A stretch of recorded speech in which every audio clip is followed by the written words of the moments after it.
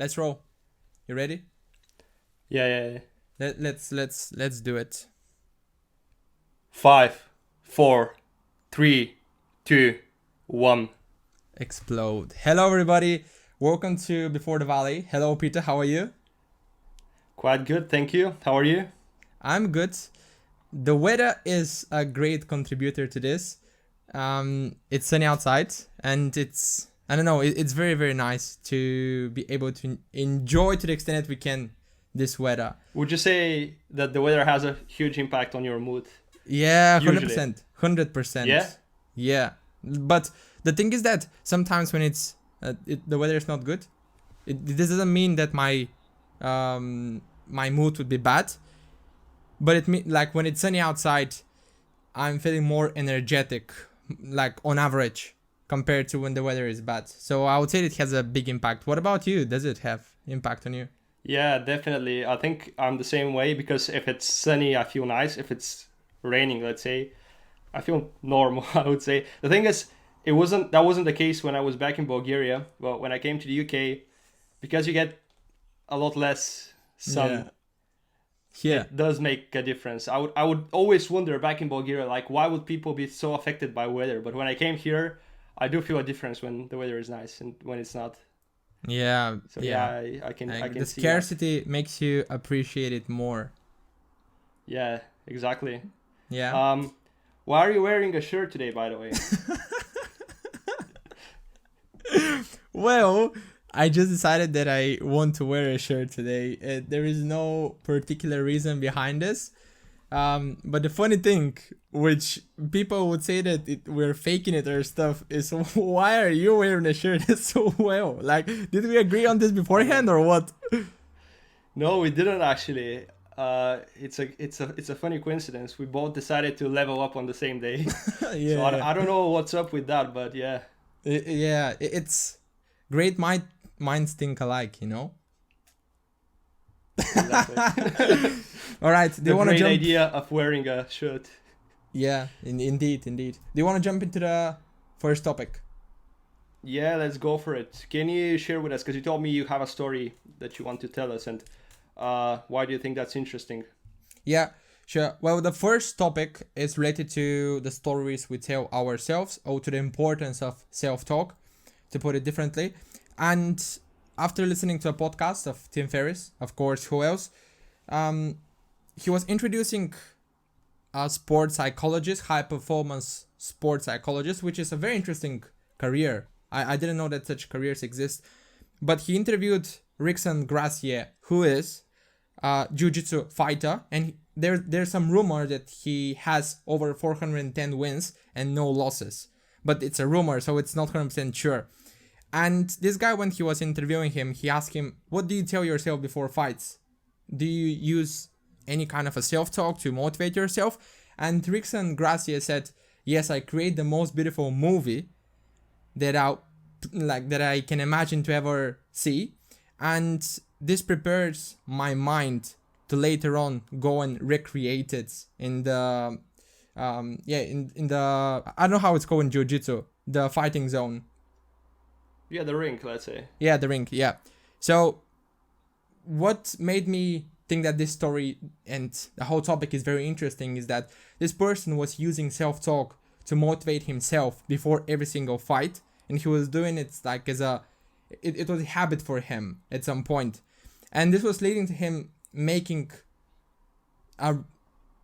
imagining reality which later recreates and makes him a winner, or at least this is what he said. Like, it's one of the most important factors behind his preparation before matches. And what do you think about this? Well, the first thing that comes to my mind is, if you portray yourself in your mind as, let's say, the greatest fighter ever alive, you will be more willing to take risks during your fights, which might be beneficial in that way. So, for example, if you know something is quite risky, but you have confidence in yourself, you know, if you're portraying yourself in a way that that you can handle the risk, then you're more willing to take that risk. And during fighting, that might be very beneficial when, I don't know, when going for a punch or something, I imagine. Well, Brazilian Jiu-Jitsu, it's not the best example because there are no punches. It's all Yeah. more of a wrestling, but Yeah. I'm speaking in a more general manner, yeah. So But that might be one reason for it. Now thinking about it. More generally speaking, I think doing the opposite has a very negative effect. So, for example, if you're not, if the stories you tell yourself are not based on objective reality, but let's say you see yourself as the underdog in every situation, or yeah. you see yourself as someone who doesn't have the skills, when that's not in fact based on something objective, then you're probably gonna be, well, you're gonna fight in a more, I guess, either defensive way, or you're not gonna be able to do things that require high skill levels. So I think that might have a negative effect on you as a fighter. And in that specific particular story, of course, in life it's the same because it's different situations which would be corresponding to the fighting in this case. So what do you think about this? Yeah. So you kind of illustrated both sides of the, like, both alternatives, like motivating yourself with your self-talk, telling yourself that, all right, I'm gonna be the very best. I mean, I'm able to go out there and win this fight. If we discuss this in the context of fighting in jiu-jitsu, and on the other hand, to be very critical on yourself when it comes to, I'm not as good as I should have been for this fight. I didn't prepare as well, which leads to you being less, like performing on lower levels. Like your performance is not at peaks because there is something that's putting you down, like stopping you, which is the self-talk. And yeah. I find it very interesting. Like, do you think that this is applicable outside fighting? You said that on a more general, in a more general context it is, but any examples? Have you ever used visual, like, self-talk in a positive and negative way? Yeah, definitely. I actually, I think I at one point I realized, okay, are the stories I'm telling myself actually the way I'm telling them to myself, so to speak? So it's this self-awareness, so to speak, self-awareness of how you're perceived from others, how stuff actually happened. And I'm focusing on the objective reality because that has been a very important factor in my life, trying to base stuff on what has actually happened rather than how I perceive the thing, or how everything was in my head. So, for example, in my personal life, the moment I started trying to base stuff on objective reality and how the story actually revealed itself rather than how I saw it, I saw an immediate boost in my confidence, I would say, because let's say a situation happened, then I have to discuss it. Let's say a business situation happened, then I have to discuss it with you, let's say, or I have to discuss it with my team. And because I have the factual truth, I'm focusing on that factual true bits, I'm much more confident because you can't, argue with what is actually there, what the data shows, or what's actually true. So it's much easier, at least for me, to state your opinion if that opinion is based on facts. Yeah. And I think it's the same with the stories you tell yourself. If you're saying you're this particular type of person and there are facts that support your argument, you're much more confident to believe that you're that kind of person. So, for example, the fighter you referred to, Gracie, I guess he was winning so much, he was training so much that he was very confident in his abilities. Yeah. And that was the extra motivation he needed, and that proved to be the case just because it was based on the truth, I would say. So what do you think about this? Something interesting, that today when I was preparing for the topic, that I watched a TEDx talk, and one guy was speaking about the importance of self-talk, and he said that there are two key questions. One of them is, when you're saying something to yourself, is it true? Like, question mark. So exactly, yeah. Which is what you said. You, instead of imagining in a negative way, that what somebody can say about you or what might happen in the ring, you say, all right, is this true? And the second one was, is this necessary? So this leads to the second thing, that sometimes you can visualize stuff in a positive way. Let's say that you are going to have a talk in front of 1,000 people and you visualize yourself.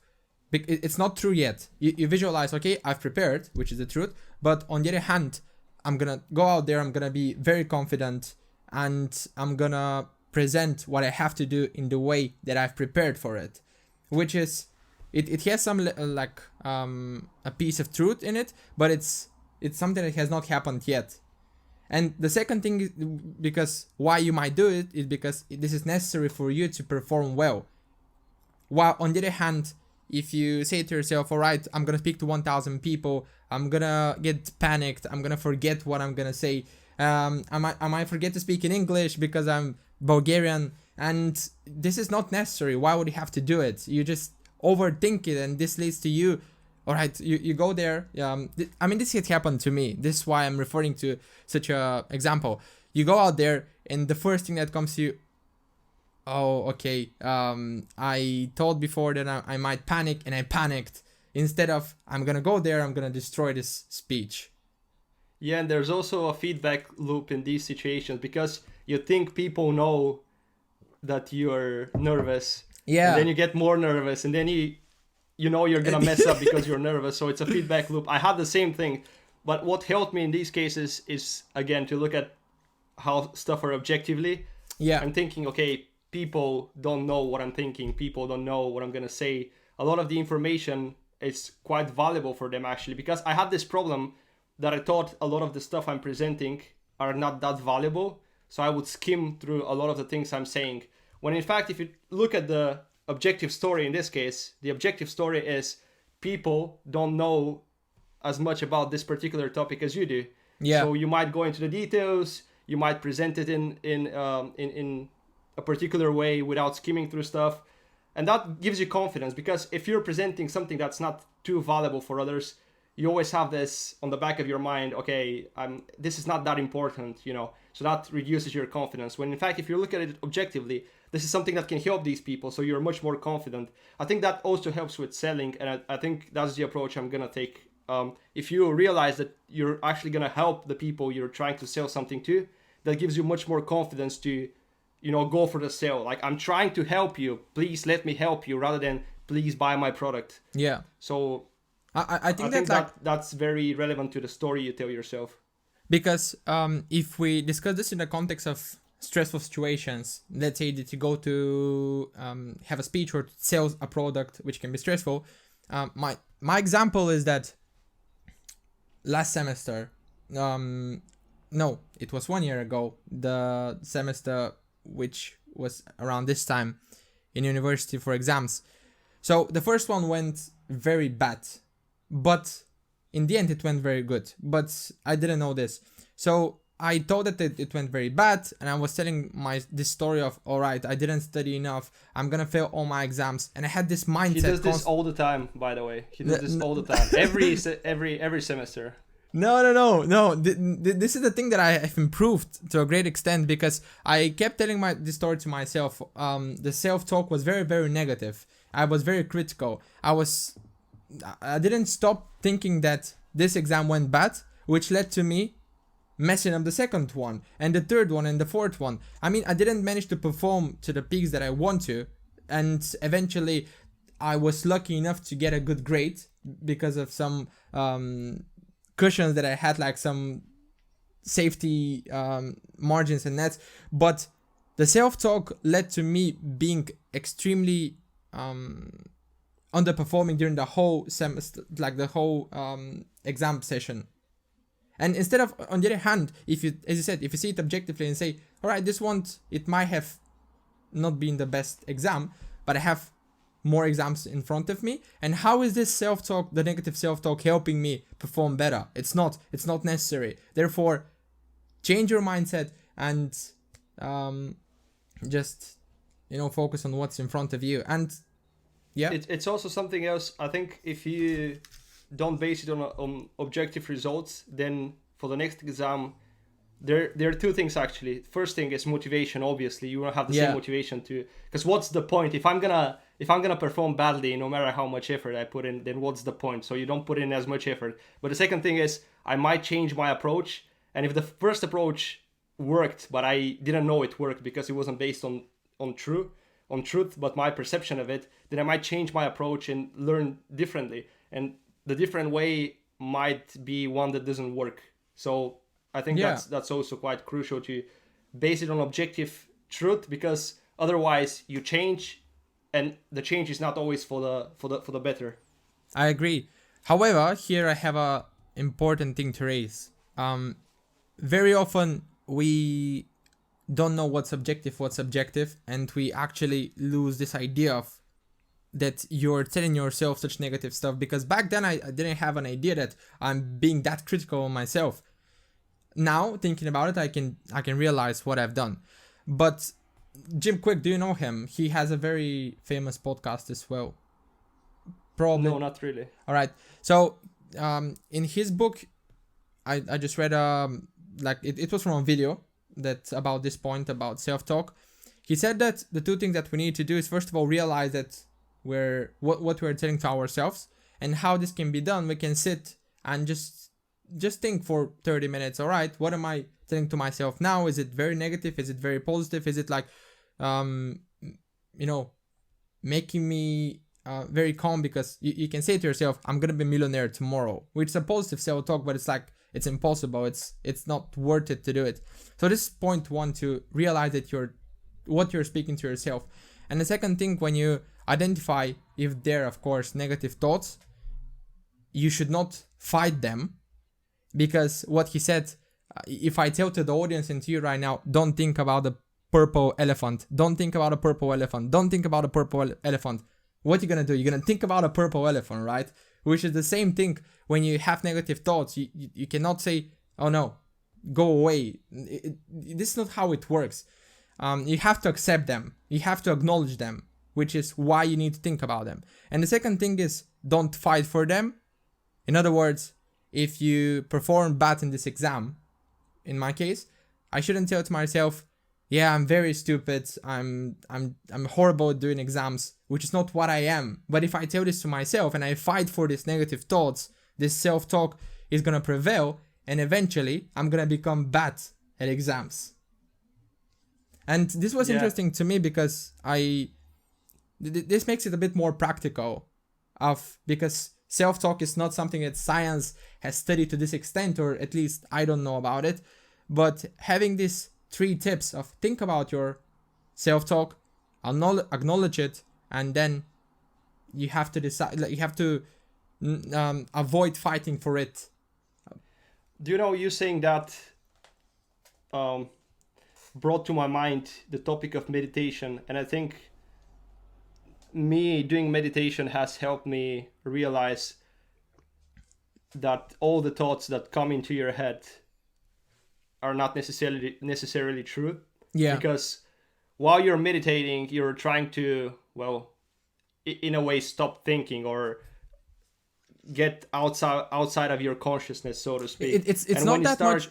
Sorry for interrupting. I don't think it's that much about stop thinking, but it's rather accepting that these thoughts are flying and just acknowledging them, letting them pass by, and not to disturb you. Yeah, exactly. So letting go of them, so to speak. Yeah. So once you start doing this, well, in my case, I realized that a lot of the things I'm thinking, well, there might not be true, or there might not even be like relevant. Why am I thinking this at this very moment? So you kind of disattach yourself from your thoughts, which I think is quite helpful when analyzing all your other thoughts as well, and makes you more self-aware, I would say. I agree. So that's also something practical that can help you with this, or at least helped in my case. All right. And, well, I don't have to add anything to what you just said, but... Yeah, the last thing I would add to this is, I guess, assumptions, and how assumptions can derail the story you tell yourself. Yeah. So for example, if something is based on an assumption, on the assumption that someone is, let's say, malevolent, someone is evil, or doing something intentionally to you, in this story you tell yourself, then in that case it's very probable that the emotions that are gonna emerge from this wouldn't be based on true facts, and then you won't be able to solve the problem. So for example, if you don't believe someone in a, let's say, a business situation, and it's based on some assumption about that person or about the situation, then you might react in a, let's say, angry way, and you start accusing someone, let's say an employee of yours, and then you can lose him as a person, as a good worker, and so on, just because of that assumption. So it's very important, again, in my opinion, to catch these assumptions and then try to confirm them in some way. So speaking with your employees, for example, and actually trusting them might be quite helpful to base your stories on objective truth. I think that the whole conclusion from what we've discussed so far is that self-talk is something that can either make you or break you, which is something that we mentioned in the previous podcasts. But eventually, if you are too negative on these thoughts and you take them for the truth, like for granted, and that these thoughts can lead you to better decisions, if they're negative, it's gonna lead to you making bad decisions, as you said, with an employee, or it could lead to you deteriorating as a person, professionally and personally. But on the other hand, if you use self-talk in a positive way, of course, not trying to put yourself in this illusion that everything is fine, it could impact you in a positive way. And what this guy, something interesting, Michael Geravis, the one that I mentioned initially, that is the sports coach, the high performance, he said that self-talk is something that we should be practicing consciously on a daily basis, rather than using it as a hack. If we're talking about the positive self-talk, let's say before a fight or before a big talk, we should use this self-talk more often, because we're speaking with ourselves, like we're kind of like realizing what's going on. Is it wrong, or is everything fine? Yeah, exactly. I think that's self-awareness in general. Yeah. I think it's something to be practiced all the time. And yeah, that leads to a topic of ego and stuff, which I think are not the topic for today. So yeah, I think that's quite true. It's something you should practice on a daily basis. And I think that summarizes everything we said so far very well. Okay, and do you want to jump into the second story that we had for today, which is more on the business side, I would say? Yeah. So go for it. Yeah, sure. The second story is, it's actually not a story. It's something Seth Godin, he's a very famous marketeer, speaks about. Very, very and famous. Yes, he's probably I would say the most famous marketeer. He's a writer as well. Yeah. A business consultant. So what his main argument, this particular argument, is thinking small for achieving big results. And what he means by this can be summarized in a very short example. So he was on Tim Ferriss' podcast again, and he was he was discussing this. He was saying, if you can't help 6 people, what makes you think you can help 60,000 people? So his point was, when you're creating, let's say, a product or launching some business, providing a service, try to look for a minimum amount of people that you can help. Try to help those people. Try to provide for those people, provide value for those people. And then once you do that, you can move on to the crowd, so to speak, move on to other people. And what he was saying is that what a lot of companies do, they try to target the mass of people instead of focusing on a particular group, trying to help them, communicating with them, figuring out all the details around their problems, and then moving on to mass production. Because it's very often is the case that what you're building is something which in fact people don't want, and it's not going to help the mass of people. So yeah, what do you think about this? Yeah, first of all, I think that it's not something that only big corporations do. It's the mindset of many entrepreneurs when they start, or when they plan their business. They think that it should be big from day one. It should be this giant thing that's helping everybody. It's like it's changing the world, such as Facebook and Uber, and getting example from this, I should recreate it. But it's extremely hard to do so. It's one in a billion to have such an idea or such a company. So this is point one. Point two is that I think having small goals or starting small alleviates this performance anxiety which you might have when it comes to building something big. Because if you say to yourself, I have to build a product or a service which is helping 6 people, based on the example of Seth Godin, eventually you're not gonna be overthinking about the rest of your target, right? Apart from those 6 people, which is a very small focus and it's easier to focus on them, you would be able to build something good. And this is a story which I know about IBM. When they were IBM is still a very big company, but when they were this giant company that everybody wanted to go to work for, their salespeople, probably you have heard this story as well, their salespeople were one of the best, one of the most effective ones. And the reason for this is that they had very small targets. Right. They had very, very small targets, which was, as I said, alleviating this anxiety of performance that they have to perform to their utmost, which is putting them, all right, rethinking every thought, every single action. So starting small can give you a very good foundation for building up on it and making something big, I would say. Yeah, and I would say probably, well, my assumption is that one of the main reasons is that when you have a small target, you're not rushing stuff, you're not looking for, the short term, you're more about the long term and building the relationships. You have the time to build the relationships, so to speak, which and is you're very able to focus on the important stuff to add to this. Yeah, exactly. Yeah, exactly. And you can you have more independence in that way, because you can do as much as you'd like to do. So yeah, I can see that. And do you think something that came to my mind now is, have you heard of the survivorship bias in statistics? No, what's that? So I'll briefly explain.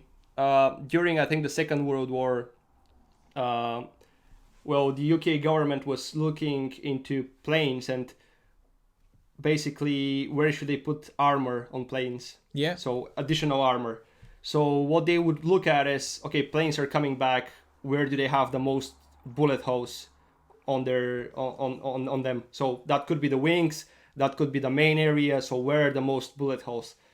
So they were thinking, okay, we're gonna put additional armor on these places where there are the most bullet holes. However, I can't remember who was the statistician, but he was saying, actually, the planes that don't come back are the ones that you should focus on. Yeah. But you don't know the planes that don't come back. So actually what they did is, the planes that come back, these are the survivors. So the places where they have the most bullet holes are probably the safest ones, because they're not that needed for the plane to continue flying and come back. So what they did is they did the opposite. They put additional armor on the places with the least bullet holes, because those were the places that didn't come back. So what I'm saying is, in the same way now, if we look at, let's say, these giant companies like Uber, let's say, or I don't know, Airbnb, let's say, they're success stories. Yeah, and you obviously, they didn't start making money from day one. YouTube, let's say, they didn't start making money from day one. But you're looking at the successful examples only, when there are, in fact, a lot of other companies that tried the same approach, not making money from day one, so not speaking to customers, whether they actually find value in their product from day one. And they fail because of this, because they can't realize early on, okay, we are not able to do this. We are not providing actual value. So in the same way as the planes, in the same way, if you're looking at successful companies, then you might be left with the wrong impression. So you should. Oh, I see. Yeah, you should be looking at all companies, but there's no way to look at all companies. So you shouldn't assume just because one thing is successful for Uber, let's say, or for YouTube, it doesn't mean it's gonna be successful for your company. So I think that is a counter argument to the argument. But these guys did it. Yes, they did it, but you don't see the ones that didn't do it. Yeah. So that's why you should I think speak with your customers and start selling from day one, just so you know if they're willing to pay for what you're offering. That way you can improve your product. And also you're gonna see if it's making any value to them. And this brings me to the topic of 0 to 1 from Peter Thiel, one of the co-founders of PayPal, who was the first investor in Facebook, invested like $500,000, or what was it? I think it's 10 mil, or was it $500,000 for 10%? And Yeah. he's the first external investor. Yeah, he's Peter Thiel, very big guy. His idea of going into markets that have not been explored yet and doing stuff that have not been done yet for the sake of like avoiding competition and fighting with all of these big dogs, which is his ideas is of starting very small markets that you have the assumption or the hypothesis that these markets are going to grow. And eventually, if you start small, you're not going to have to focus on the competition. You're going to have to focus only on your product and improving it in order to make it more valuable, which eventually, if your hypothesis is right, of course, with the growth of the market, your product, your service is going to be the pioneer and the one that customers recur to. So you're going to take great deal of this market instead of doing the opposite, which is going for the big dogs and the big markets. Yeah, exactly. I think I've heard that in Stanford business lectures or Y Combinator lectures. They were saying you need to build your market in a way. So you start with a very small segment, a small market, especially with innovative products that you don't have a market already created. So if you're building something new, you start with a small market and then you gradually build that market. Yeah. Because there's no market for your product yet. People need to find out what your product is. So that's the reason why you start with a small market and then you build it into something gigantic, hopefully. And we can relate this to the previous topic, that when you start small, many people might tell to you, no, this is not going to work at all. Like, or you might tell to yourself, this self-talk, oh, why am I going to this market? It's not going to be as big as the ones that I'm seeing currently. I shouldn't do it. While on the other hand, your self-talk could be, I'm exploring, I'm trying different stuff, and my main purpose is to get into a market which has not been, covered yet. So the self-talk could also play a role. Exactly. And one more thing to add to this is when people tell you these things, they don't know the whole story. Exactly. So they don't know you're trying to improve your product. So let's say if your product, they are right, your product is actually not going to make it. Or your goal is not to necessarily succeed with this product you have now. Your goal is to improve on your product, create a product that everyone wants. So they don't know the whole story. They don't know what your intent is. So you have to be careful with the advices you take and the objections you pay most attention to. Because if you pay attention to advices from people that don't know the whole story and are based on some assumptions like this is your final product, or you're not going to change your product, or if I don't like this, I probably won't like what you build in the future, then I think that might stop you. Well, in fact, you should have continued. So and if you you're should be very aware with this. Yeah, first of all, you have to filter the feedback. But on the other hand, if you're doing something new, something small,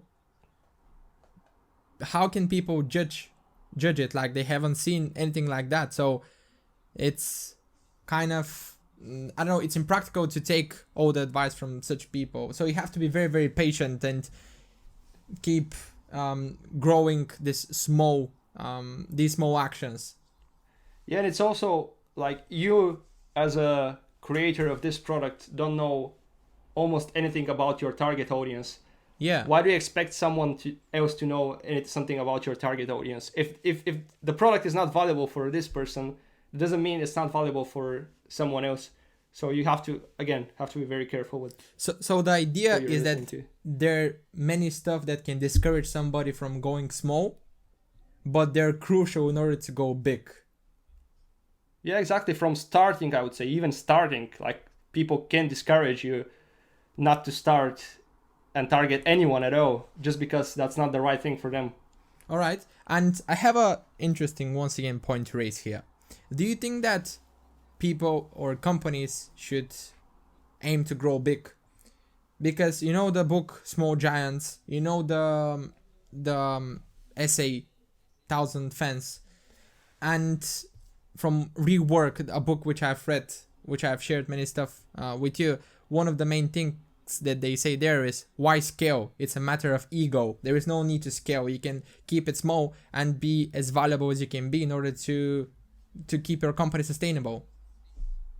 Nah, I don't believe this. Really? I think, yeah, no, I don't believe this. I think your scale is proportionate to the value you provide for the people. So you can have a small number of clients, but the more they pay you, the more value you provide for them. So I think your goal shouldn't be, okay, let's sustain my company at this level. Your goal should be, let's try to improve and provide more value, even if it's for this small market. I'm not saying you should try to produce something that's valuable for everyone. What I'm saying is, if you're targeting a small market, try to make your product more valuable for them so that these people can pay you more. So you're scaling in terms of revenue, in terms of profit, but you're not necessarily scaling in terms of clients that use your product or how big your market is.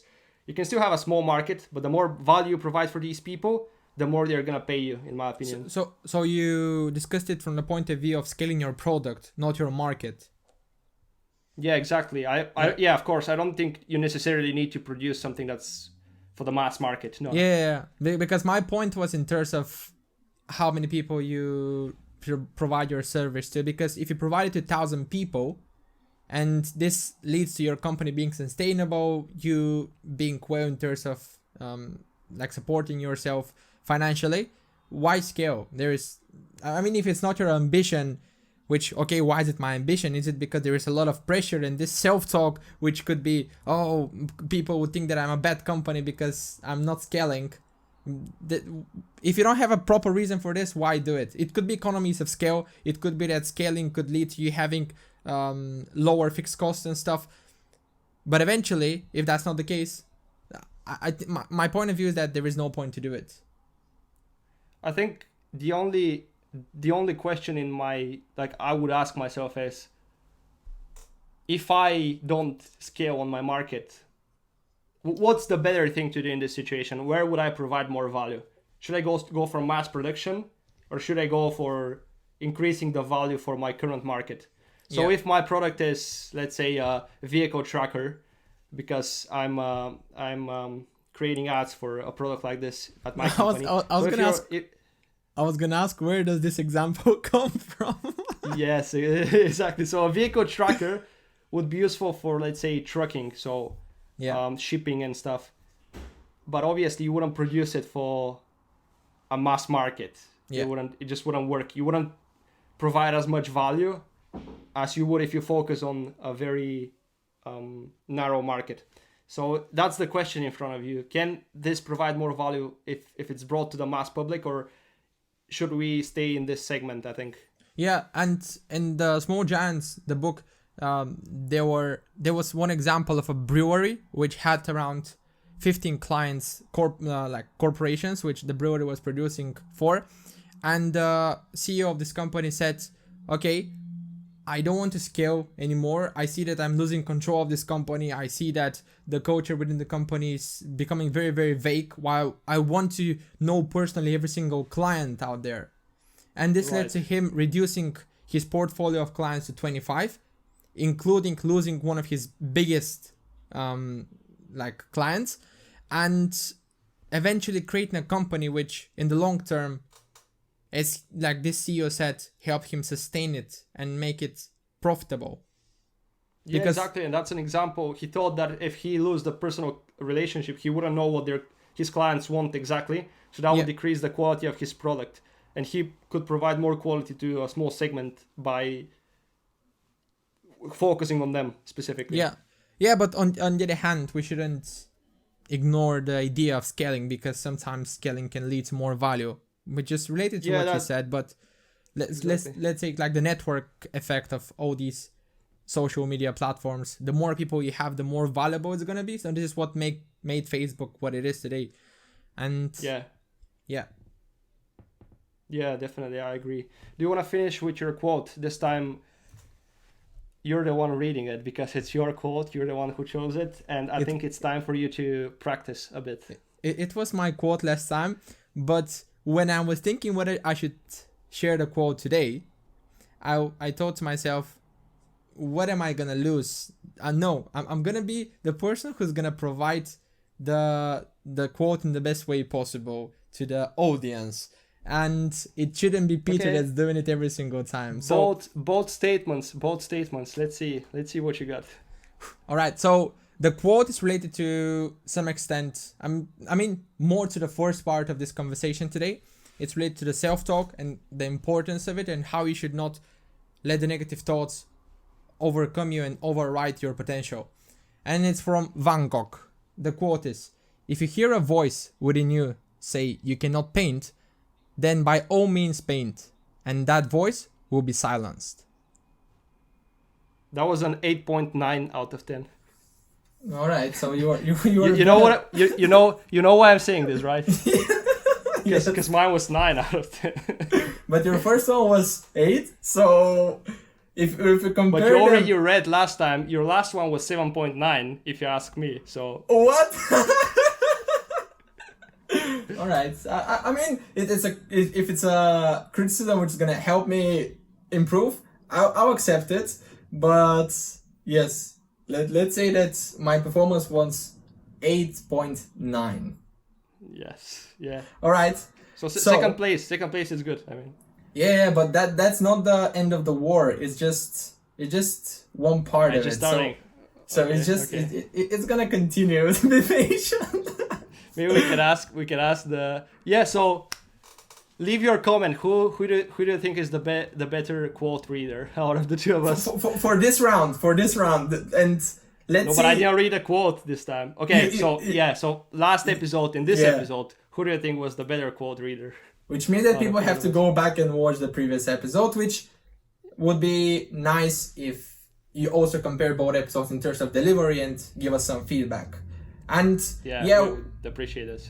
We have many friends who leave us feedback on personal messages. We really appreciate this, but we would be more grateful if we see more comments on the YouTube channel, or even if you listen to the podcast on Spotify or iTunes, giving us feedback with a personal message would be greatly appreciated, because it plays a very critical role in the improvement of the podcast.